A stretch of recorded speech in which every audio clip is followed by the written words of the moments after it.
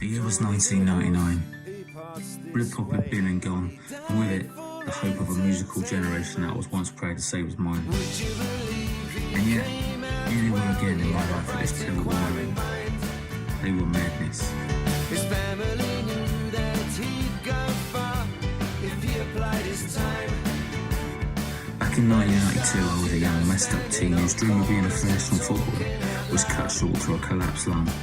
Dramatically, I thought life was over. It was a good friend of mine who fed up with me moping about his head. For fuck's sake, I'm sick of this. Listen, I got these 2 tickets for a gig in Finsbury Park. I was going to take my missus, but she's not that into one. Who? I asked. Madness, he replied. Still pissed off with life, I stood with 70,000 other people and watched these guys create an earthquake and play the best show I've ever seen. What's more, they seem to love every second of it, and so do I.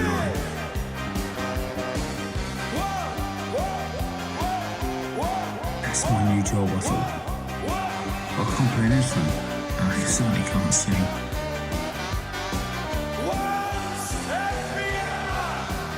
Minor issue, I just got to get in a band. Yeah, so it sort of came about that I got back from the gig in Finsbury and all I could think about was getting in a band, and that ruled everything really. And I was sat in the common room at school and these guys were talking about a band they were in. I was like, you in a band? And they're like, well, we were, but the drummer's just quit, you know, and that's left us not knowing where we're going with it really. And I said, well, it's all right, I'm a drummer. I'll join you. And they were like, are you? I was like, yeah, I'm a drummer. And they were like, well, our singer's away now for 5 weeks. So when he comes back, we'll audition you and stuff. And I was like, yeah, no problem. And they got on and went away quite happy. And my mate said to me, how long have you been a drummer? Are you a drummer? I was like, no, but how can it be? I've got to get in that band.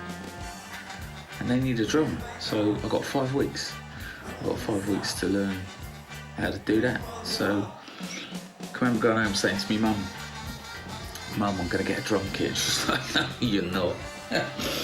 And she said, look, this is just going to be another one of these things that you pick up and drop in a drop of a hat, and that's an expensive hobby. I was like, no, look, please, I've got 5 weeks. I've got 5 weeks to do this. And I can afford the drum kit, but I can't afford the cymbals. And she said to me, well, look, go and get the kit then. And in 5 weeks' time, if you're still doing it, buy you the cymbals. So I went off, and I can remember getting in this back of this rascal van with me, with a load of my mates from school. And I don't know if you've ever been in a rascal van, but they're not the biggest of vans. And there was about 7 of us in this van.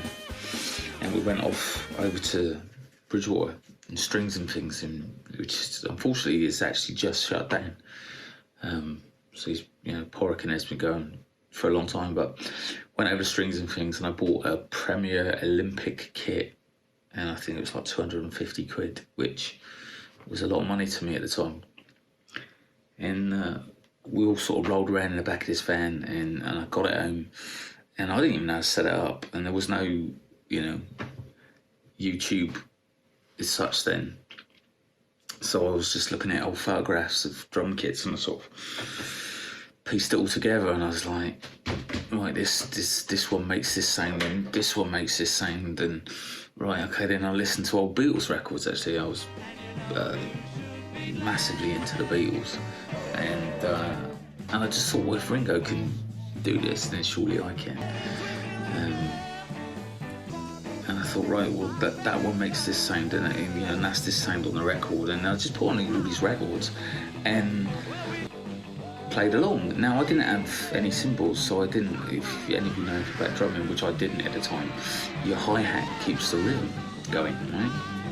That gets the rhythm. So, but I didn't have anything to do with the sound until it came to doing fill. So I was just like playing along sort of piecemeal to Ringo, and I did this consistently every day for 5 weeks. And the day before the audition, my mum got me a set of cymbals, and I was like, oh, I don't really know what to do with these, but I can't leave them off because I look alright, dear. So I went to the audition and I put these cymbals on, bush off I went, and I was bad. I was really bad. But I was no worse than them.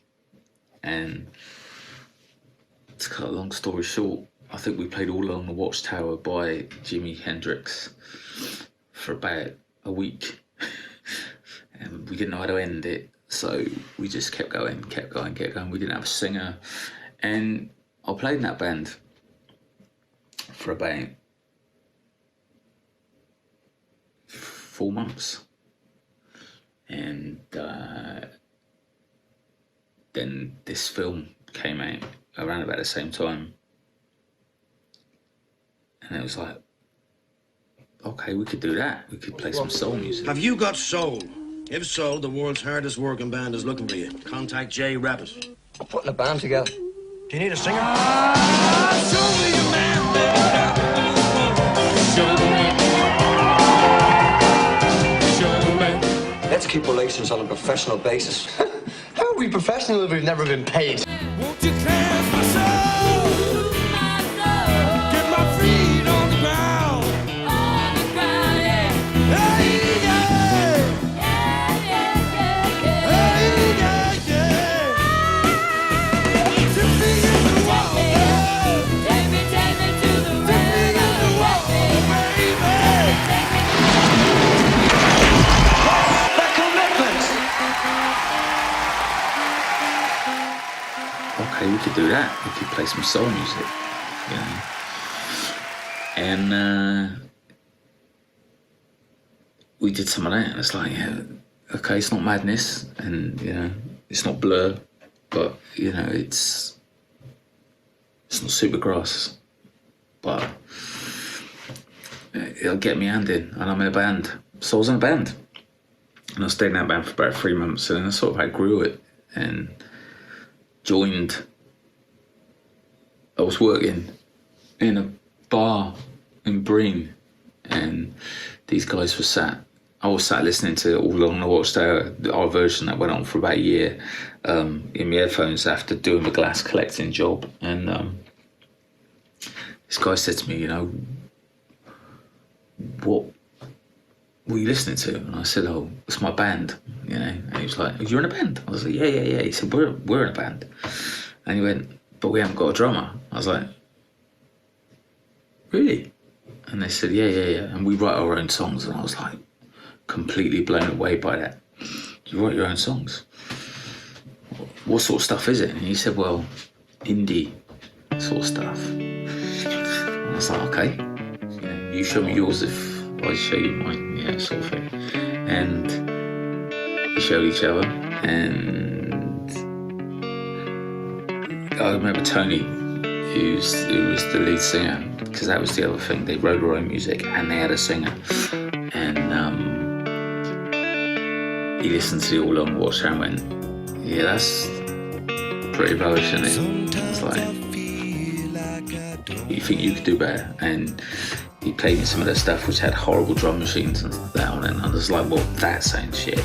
Drum machines sound shit. So I'll make you sound better and you'll make me play better.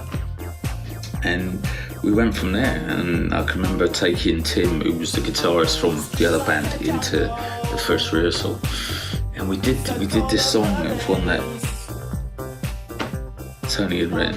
Well, Paul, the other guy in the band that used to write together, Tony Paul, and they'd written this song, and I was like, wow, it was unbelievable. And we played for hours, but we played about 25, 30 songs, and it was like, yeah, I've arrived. When the band, we'd done our first gig by then. We recorded twice, and we recorded twice because we used to rehearse the song twice and then go and play it live. That was the mentality of it, because we just really wanted to be in the band. Then sort of disaster struck a little bit, and the guys moved away to university, and it was like, oh, fuck. But they moved to Cardiff, and then when they moved to Cardiff, they got a new drummer, and it's like, okay, so when I'm driving, I'm gonna go be back in that band. And the thing is they had this guy called Tom, drummer, and he was really good. He was better than me, and but a bit jazzy. And I can remember phoning Tony and saying, look, I've got my car, I want to be in a band again. And they were like, yeah, well, I think Tom's had enough. I think he wants to play jazz and stuff. So, you know, off I went to Cardiff, and by now they were called Greenhouses for Beginners, which was a book that Paul had seen in a shop window, and they'd honed their skills a bit by then, and we were a real sort of indie. I remember there being a song called Bring On the Dancing Ladies that we did, and I thought this song's brilliant, and looking back on it, it was sort of quite ahead of its time, I think.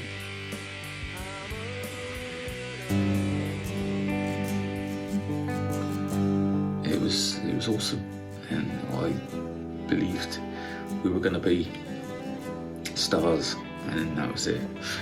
And you know, those people in the band, by this point, a guy called Dave had joined the band, who was and is still the most creative, gifted guitarist I know, and would dearly love Dave to be in a band with Dave. But Dave's mega busy now, but he's so talented. And Tony and Paul's songwriting has got better. We were sort of quite radio heady, and yeah, it was an awesome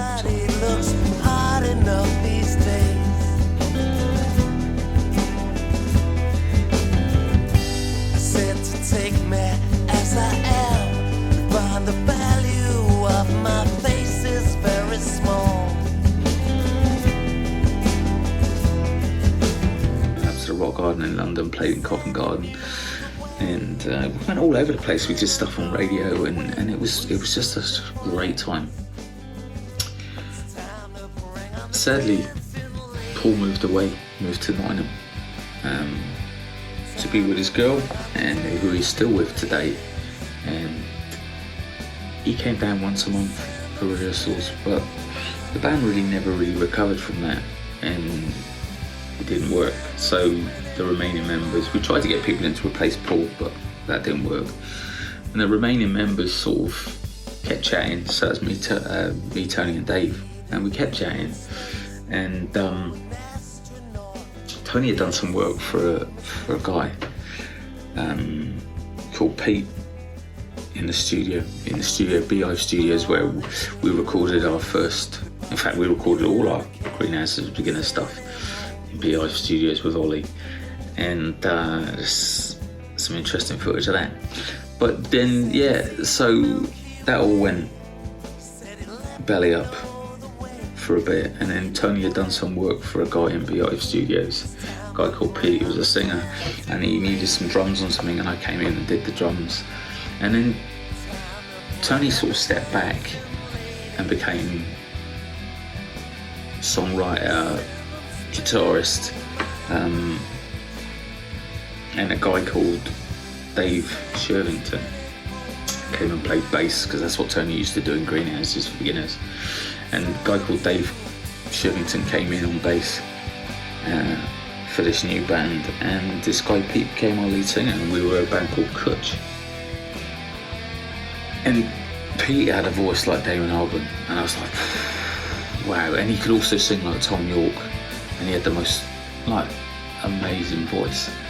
And it was just then it went up a notch, and it was like, wow, not only have we got great songs now, but you know, we've got a great singer.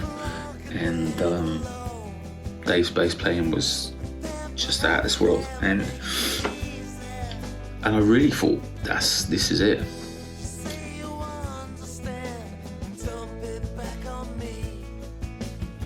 That's when I really found out that sometimes in bands not everybody gets on, and that went belly up, and 4 of us, me, Tony, Dave, went off to form something else. And at this point I said, look, I've got a mate, Chris, who plays drums. He was our drum tech for a band called Kutch that I was in, and which also went belly up, but I said, look, I want to give it a crack at being a singer. And we did some rehearsals, quite a few rehearsals, and it was awful, you know.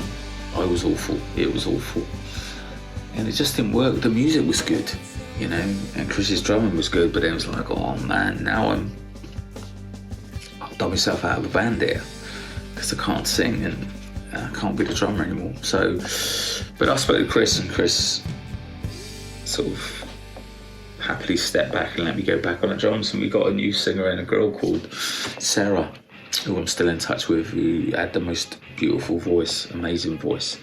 And it sort of went along those lines of like bands like Sleeper and, you know, Elastica that I really liked from the Britpop thing. And I thought, and Blondie, you know, Blondie was a massive influence on me. So I thought, yeah, a female singer, that's a different edge.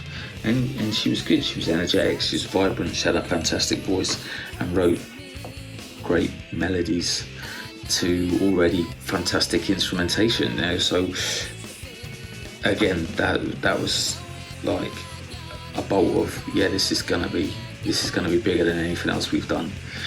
And that was good. It went along nicely.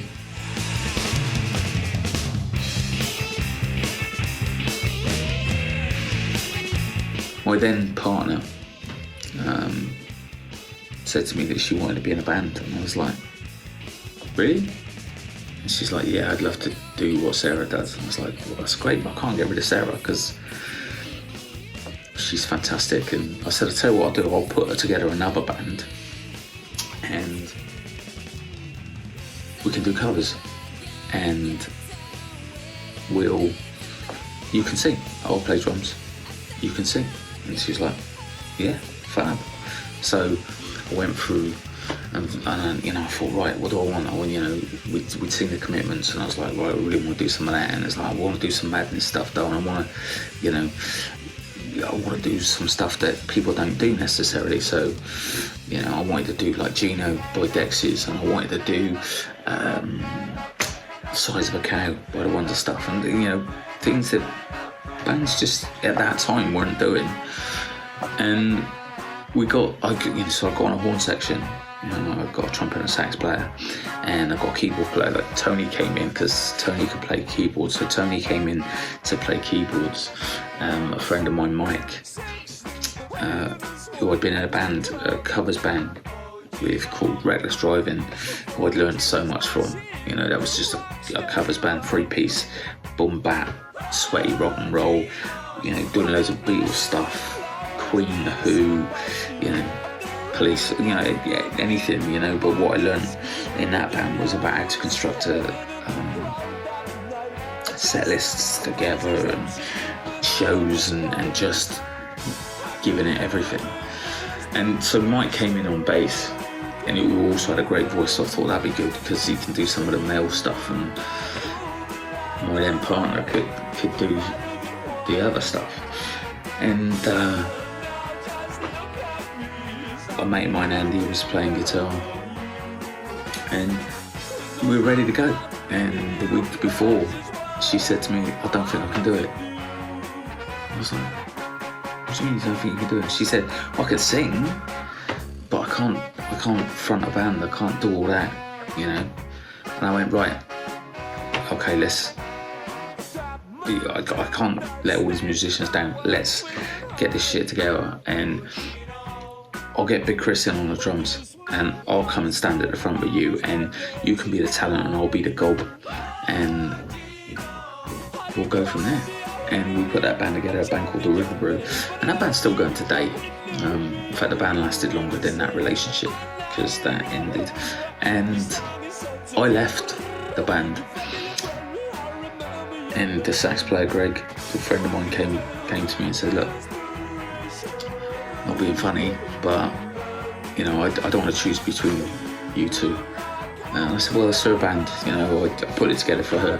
And he said, "Yeah, I understand that, mate, but we can get anybody to do what she does, but we can't get anybody to do what you do." And I was like, "What are you talking about?" He went, "Nobody fronts a band like you. It's an art." And, you know, and it was at that moment I was like, "Oh, right, I'm a singer. I'm a singer in the band. And more importantly, I'm a frontman."